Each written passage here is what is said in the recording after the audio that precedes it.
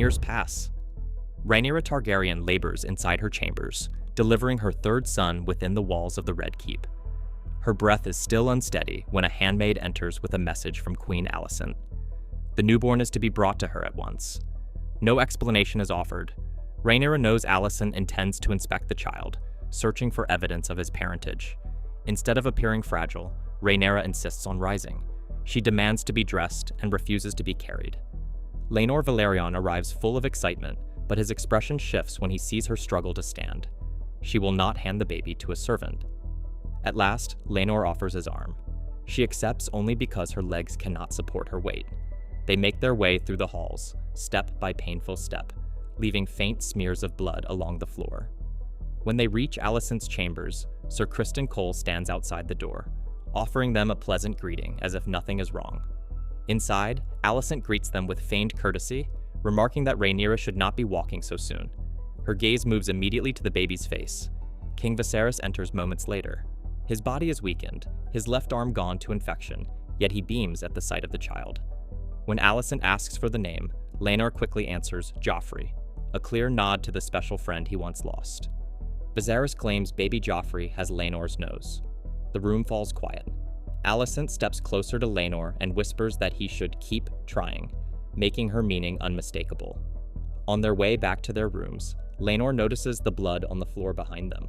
Only then does he understand what Rhaenyra endured to deny Alicent any victory. The heirs of Rhaenyra. Inside their chambers, Jace and Luke greet their mother with excitement, showing her the dragon egg they selected for baby Joffrey. Sir Harwin Strong stands nearby, watching the boys with an affection that feels deeper than duty. All three children share dark hair and soft features that mirror Harwin's, not Laenor's.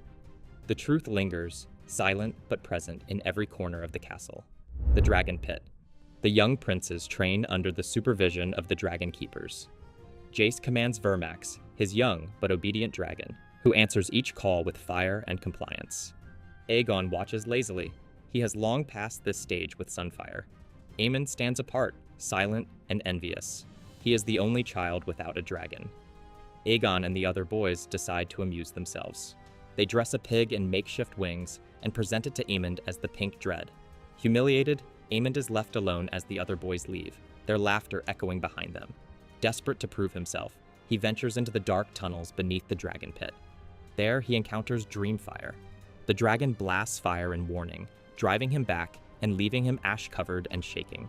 His desire for a dragon and the shame burning inside him begins shaping the man he will become. Alicent's chambers. Aemond is dragged before Alicent, filthy and embarrassed.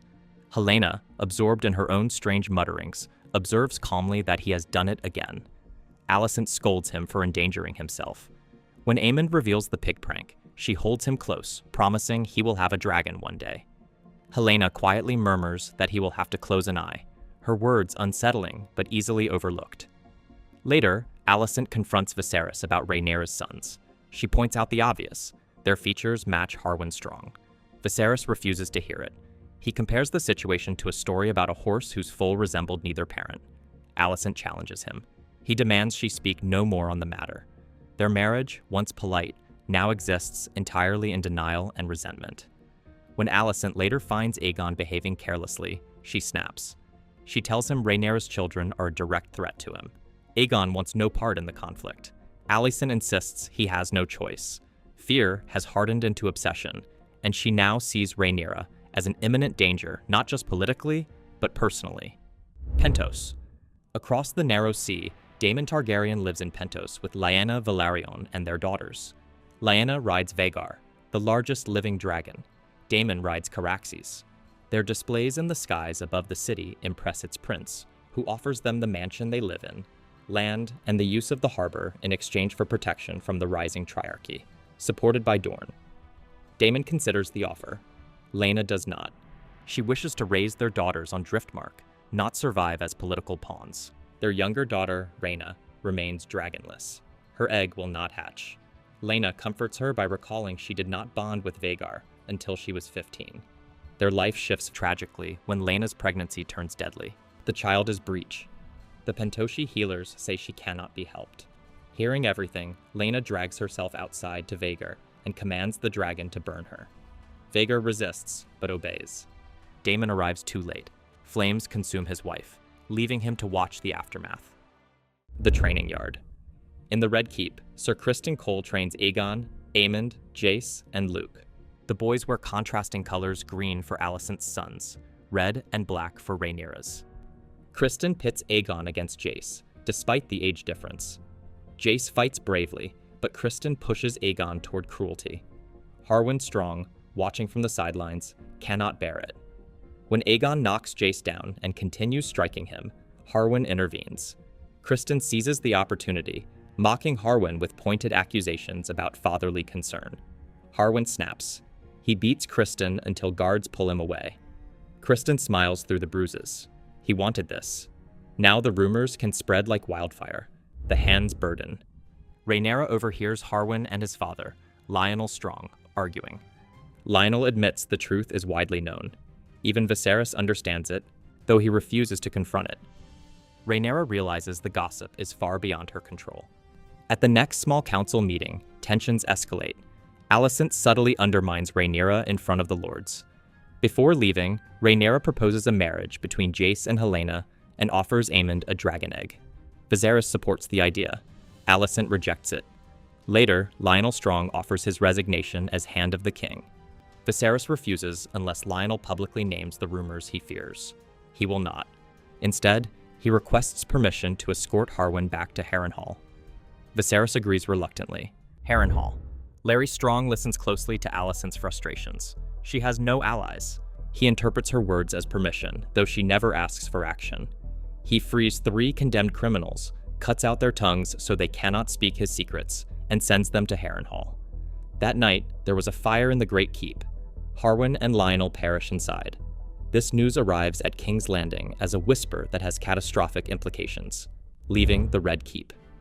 Rhaenyra begins to feel unwelcome in the capital. The political games and paranoia have finally gotten to her.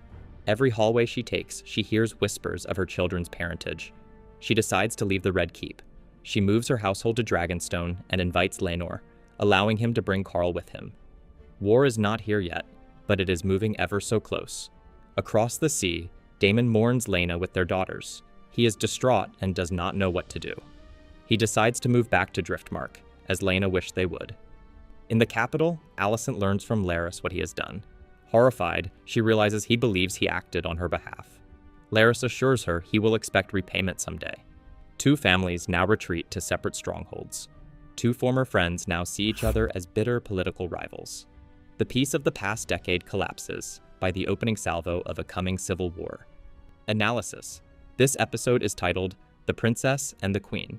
It mainly focuses on the relationship between Rhaenyra and Alicent. 10 years have passed, and the rivalry did not dissipate. In fact, it got more bitter.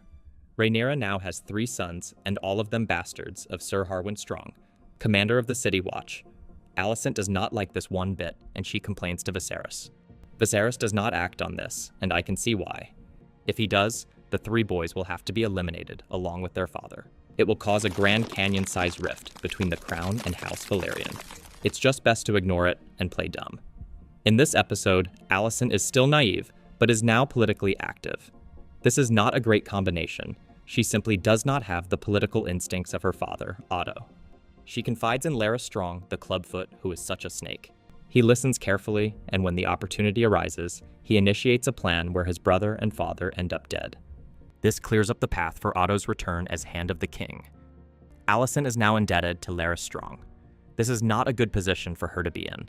Criston Cole's guilt and rejection becomes deep-seated bitterness. He's acting like a jilted ex-boyfriend this episode. This bleeds into his interactions with Rhaenyra's children and his conversations with Queen Alicent. Criston baits Sir Harwin Strong, who attacks him in front of the king and the Hand of the King. This leads to Harwin being banished from the capital. I really did not like Criston Cole this episode, but he played an important part for the Green faction. His actions led to Lionel Strong being removed from his position, leaving it vacant for Otto. His bitterness toward Rhaenyra is childish. It's been 10 years, Sir Criston Cole needs to let it go and move on. Things were looking up for Daemon this episode. He was in Pentos with his family, and he seemed happy. The Pentoshi prince offered to make him a lord in the city. He offered him a mansion, land that he could tax, and the use of the city and its harbor. It's a good deal in my opinion. In exchange for all this, Daemon would have to ally with Pentos against the Triarchy and Dorne. His wife Laena is not really thrilled with the idea of settling in Pentos. She wants to go home. She misses her brother and wants her children to grow up on Driftmark. Daemon's happiness does not last long. His wife passes away from childbirth. A distraught Daemon and his daughters return to Driftmark. Rhaenyra makes one crucial mistake this episode. She left King's Landing. By leaving for Dragonstone, she puts herself at a disadvantage. She is further from power, the Iron Throne, and she will no longer participate in small council meetings. She will not know what is going on in the realm she will rule. Not to mention that her father is not in the best of health. He lost an arm to infection, and we see him seated in a lot of the scenes. He is not long for the world. When the king passes, Alicent's faction will know before Rhaenyra, and will use that to their advantage. This was a blunder on Rhaenyra's part. All in all, this was a great episode. Don't forget to like and subscribe.